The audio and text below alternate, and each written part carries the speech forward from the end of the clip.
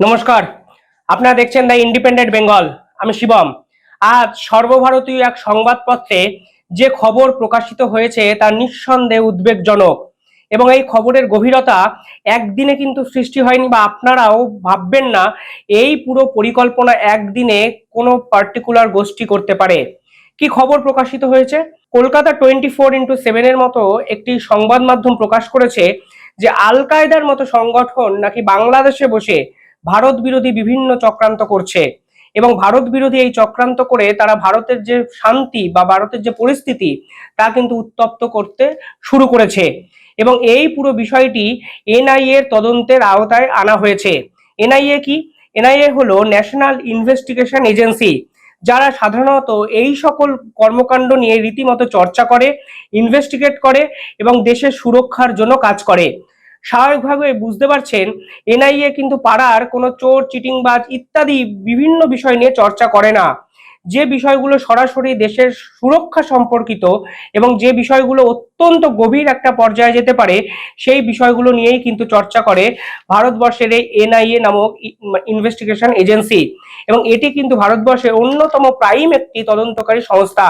এই তদন্তকারী সংস্থা শেষ এক সপ্তাহে অত্যন্ত গুরুত্বপূর্ণ কিছু পদক্ষেপ নিয়েছে, যদিও সেই খবর মেনস্ট্রিম মিডিয়া কিংবা বাংলাদেশ বা ভারতের কোনো মিডিয়া সেভাবে প্রচার করেনি। এক দুটো সর্বভারতীয় সংবাদ মাধ্যম এই পুরো বিষয়টিকে ছুঁয়ে গেছে শুধুমাত্র।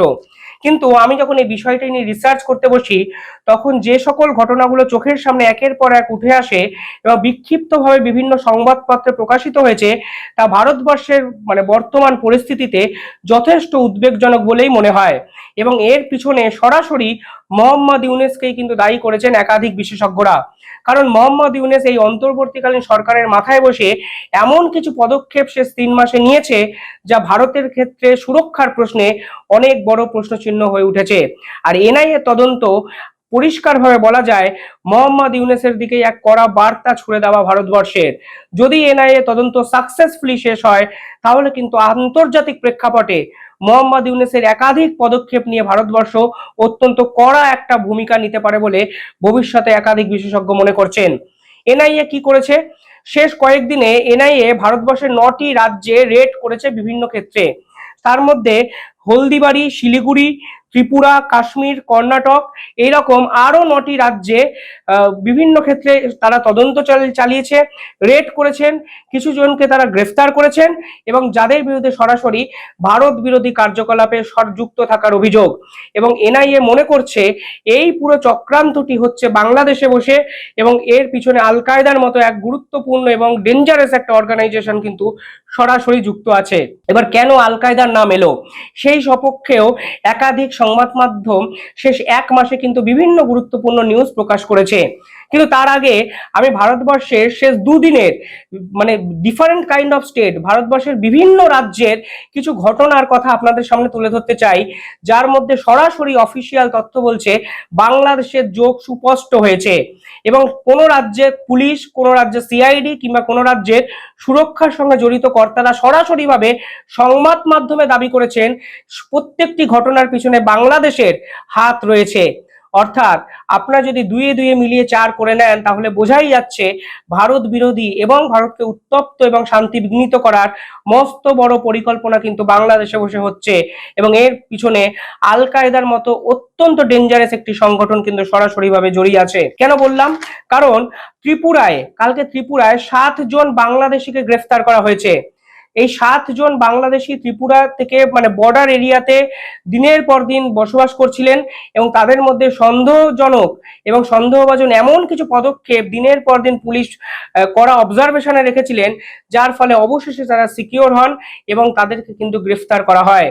এবার প্রশ্ন হলো, যে বিজেপি বারংবার করে বলেন তারা অনুপ্রবেশ 100% রুখে দিয়েছেন, এমনকি ত্রিপুরা বর্ডারে বারংবার করে বিএসএফ যখন অনুপ্রবেশের অভিযোগ তুলেছেন তখন বিজেপি মিথ্যা কথা বলে উড়িয়ে দিয়েছেন, এমনকি ত্রিপুরা বর্ডার সংলগ্ন যখন স্বর্ণা দাস নামক একজন নিহত শিশুকে নিয়ে দুপক্ষের বাদানুবাদ হয়েছিল তখন কিন্তু বিজেপি পুরোপুরি বিএসএফ এর ঘাড়ে পুরো দোষটি চাপিয়ে দিয়েছিলেন। অর্থাৎ তারা অনুপ্রবেশ ইস্যুটি যেখানে স্বীকারই করতে চান না, ঠিক সেখানে ত্রিপুরার মতো একটি রাজ্যে 7 জন বাংলাদেশি কিভাবে ঢুকলেন এবং তারা কোন মতলবে ঢুকলেন, তারা ভারতবর্ষে কি অপারেশন বা পরিকল্পনা করতে চাইছেন, যার জন্য ত্রিপুরা পুলিশ এবং বিএসএফ যৌথ উদ্যোগে গ্রেফতারের আওতায় তাদেরকে নেওয়া হলো, তা কিন্তু একটা বড় প্রশ্ন।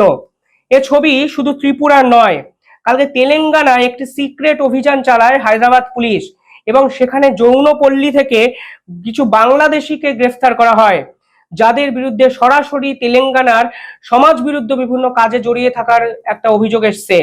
অর্থাৎ কখনো ত্রিপুরা, কখনো তেলেঙ্গানা।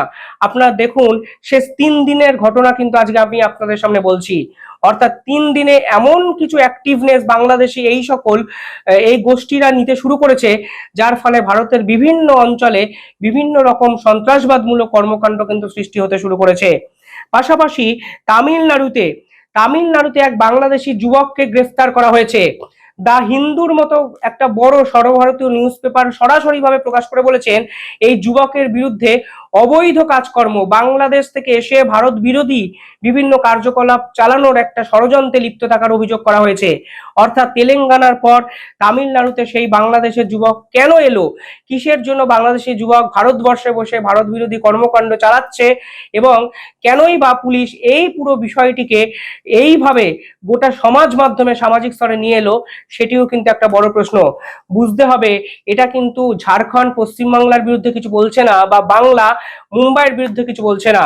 সরাসরি এই সকল তদন্তকারী অফিসাররা যখন বাংলাদেশের নাম উল্লেখ করে সরাসরি বাংলাদেশ যোগের কথা এস্টাবলিশ করতে চায়, তখন কিন্তু পুরো বিষয়টা আন্তর্জাতিক স্তরে গিয়ে পৌঁছায়, যা ভারতের সুরক্ষার ক্ষেত্রে অত্যন্ত গুরুত্বপূর্ণ একটা থ্রেট। কারণ বাংলাদেশ যেভাবে বসে দিনের পর দিন মৌলবাদী সংগঠনগুলোকে প্রশ্রয় দিয়ে ভারতের বিপক্ষে একাধিক কর্মকাণ্ড শুরু করেছে, এবং আলটিমেটলি ভারতের বিভিন্ন রাজ্যে যেভাবে গুরুত্বপূর্ণ বিষয়ে বাংলাদেশের যোগসাজশ স্পষ্ট হয়ে উঠেছে, তা কিন্তু ভারতবর্ষের স্বরাষ্ট্র দপ্তর কোনোভাবেই ভালোভাবে টলারেট করবে না, তা কিন্তু বোঝাই যাচ্ছে। পাশাপাশি কালকে কলকাতাতেও একটি ঘটনা ঘটেছে, যেখানে কলকাতার একটি আগ্নেয়াস্ত্রকে উদ্ধারকে কেন্দ্র করে এক বাংলাদেশ যোগ কিন্তু পাওয়া গেছে। অর্থাৎ ফের কলকাতা শহরে এই বাংলার বুকে এই ধরনের অভিযোগ যখন খোদ পুলিশ কর্তারা করেন, তখন নিঃসন্দেহে বলা চলে বাংলাদেশ কিন্তু বড় পরিকল্পনা করার চেষ্টা করছেন, কিন্তু বিভিন্ন ক্ষেত্রে ভারতকে উত্তপ্ত করার চেষ্টা করছেন। এবং সব থেকে বড় প্রশ্ন, বাংলাদেশ কেন এই বিষয়গুলোকে দিনের পর দিন টলারেট করছেন, এবং বাংলাদেশ কার্যত এই অনুপ্রবেশ ইস্যু, এই মৌলবাদের আক্রমণ এবং ভারতকে অশান্ত করার পরিকল্পনাটাকে অ্যাকসেপ্ট করছেই না। এটা কিন্তু নিঃসন্দেহে একটা বড় প্রশ্ন। আর সব মিলিয়ে যদি আপনারা দেখেন, শেষ 1 মাসে ভারতের বিভিন্ন অঙ্গরাজ্যে যে ধরনের ঘটনার উল্লেখ পাওয়া গেছে, সেই পুরো ঘটনার জবনিকা পতন হয়েছে একটি রিপোর্ট, যেখানে এনআইএ তদন্ত কার্যত স্বীকার করা হয়েছে ন্যাশনাল ইনভেস্টিগেশন এজেন্সি আল কায়দার মতো একটা সংগঠনের বিরুদ্ধে, যারা বাংলাদেশে বসে নাকি ভারতকে অশান্ত করার ছক করছে, তাদের বিরুদ্ধে তদন্ত করা শুরু হয়েছে। অর্থাৎ অত্যন্ত গুরুত্বপূর্ণ একটা খবর, সুরক্ষার প্রশ্নে একটা বড় প্রশ্ন। এবং যদি এই খবর এনআইএ সব শেষে প্রমাণ করতে পারে, বা শুধুমাত্র অস্ত্রগুলো হাতে তুলতে পারে, তা কিন্তু মোহাম্মদ ইউনূস সরকারের বিদায় ঘন্টা বাজছে একটু সাহায্য করতেই পারে। পাশাপাশি কেন এতগুলো ঘটনার কথা আমি একসঙ্গে বললাম, কারণ এই সমস্ত ঘটনাই হয়েছে শেষ 3 দিনে। মোহাম্মদ ইউনূস দায়িত্ব নেওয়ার পর বাংলাদেশে আরো একটা গুরুত্বপূর্ণ ঘটনা ঘটে যায়, যা আন্তর্জাতিক স্তরে রীতিমতো আলোড়ন সৃষ্টি করে। এই ঘটনা বাংলাদেশের কোনো মিডিয়া এক লাইনের জন্য লেখেনি, কিন্তু আজকে আমরা বুঝতে পারছি এই পরিকল্পনা কিন্তু দিনের পর দিন বাংলাদেশের পক্ষ থেকে বা বাংলাদেশের বিভিন্ন সংগঠনকে প্রশ্রয় দিয়ে ভারতের বিপক্ষে করা হয়েছে। কি সেই পরিকল্পনা? আজ তাক বাংলা অর্থাৎ আজ তাক নিউজের মতো সর্বভারতীয় একটি সংবাদ মাধ্যমে একটি খবর প্রকাশিত হয়েছিল কিছুদিন আগে, যেখানে বলা হয়েছিল ঢাকায় নাকি একটা ধর্মীয় অনুষ্ঠানের উদ্যোগ নেওয়া হয়েছিল। সেই ধর্মীয় অনুষ্ঠানের নাম ছিল আল মার্কাজুল ইসলামী। এই আল মার্কাজুল ইসলামী নামক এই প্রোগ্রামে নাকি আল কায়দা, হামাস এবং তালিবানের মতো নেতারা নাকি, তালিবানের সংগঠনের নেতারা নাকি উপস্থিত ছিলেন।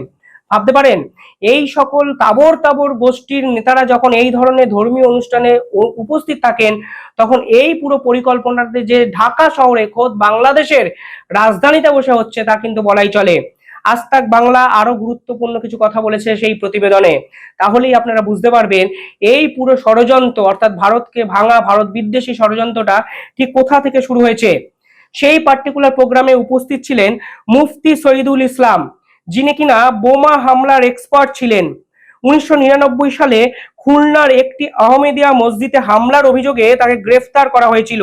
এই বোমা হামলায় 8 জনের মৃত্যু হয়।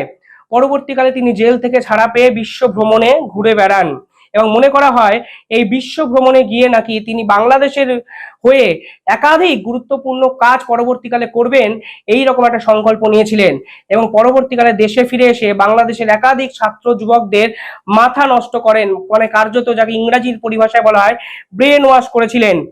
পরবর্তীকালে এই রকম একাধিক মৌলবাদী সংগঠনকে সঙ্গে নিয়ে তিনি এমন কিছু গুরুত্বপূর্ণ অপারেশন বাংলাদেশে বসে চালানোর পরিকল্পনা নেয়, যার ফলে কিন্তু হাসিনা সরকার কড়া নজরে রেখেছিল পার্টিকুলার এই ব্যক্তিটিকে। এবং পরবর্তীকালে তিনি একটি সংগঠনও ফর্ম করেন, যে সংগঠনের নাম হলো JMB, অর্থাৎ মুজাহিদ্দিন বাংলাদেশ। এই সংগঠন কিন্তু ভারতবর্ষে কার্যত নিষিদ্ধ। অর্থাৎ এই ধরনের নেতাদের উপস্থিতিতে ঢাকা শহরে একটি মিটিং হয়েছিল, যেখানে কার্যত ভারতকে বন্ধুত্ব করার কোনো বার্তা দেওয়া হবে না, তা আপনারা হয়তো বুঝতেই পারছেন।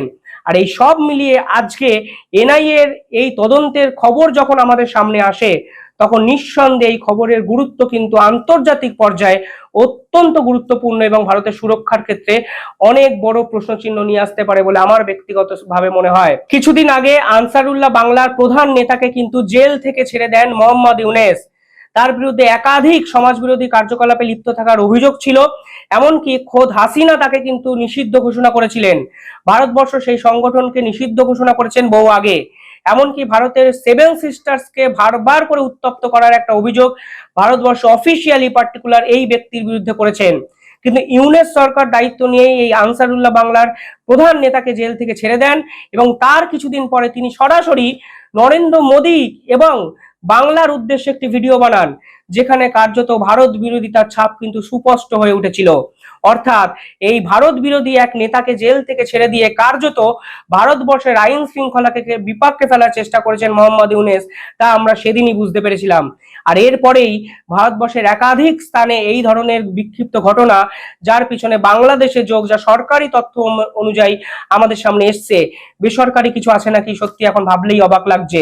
এবং তারপরে NIA এর এই তদন্ত প্রক্রিয়া, যা সম্পূর্ণ গতিতে যদি শেষ হয়, তাহলে নিঃসন্দেহে ভবিষ্যতে ইউনূসের এই বাংলাদেশের বিরুদ্ধে ভারতবর্ষ যে আর বন্ধুত্বের বার্তা দেবে না, তা কিন্তু বলাই চলে।